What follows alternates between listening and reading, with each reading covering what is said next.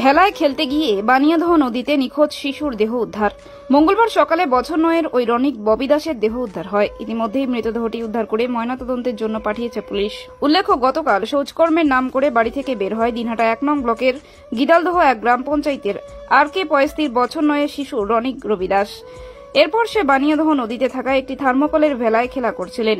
সেই সময় নদীতে পড়ে গিয়ে নিখোঁজ হয় ওই শিশু। গতকাল স্থানীয় বাসিন্দা, পুলিশ প্রশাসন ও সিভিল ডিফেন্সের লোকজন সারাদিন তল্লাশি চালিয়ে খোঁজ মেলেনি ওই শিশুর। আজ সকালবেলা স্থানীয় মানুষজন ওই শিশুর দেহ ভেসে যেতে দেখেন।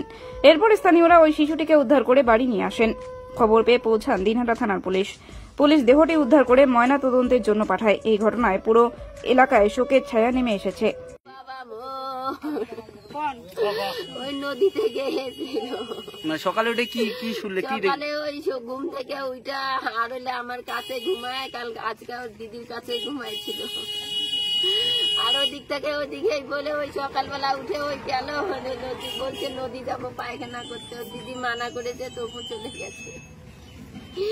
আর আমি উঠে ওকে ডাকলাম, একবার চিল্লায় আসলাম, তা আসলো না। ফির ঘরে আসলাম, ফির কেন মনে পড়লো, ফির বাজারে গেলাম।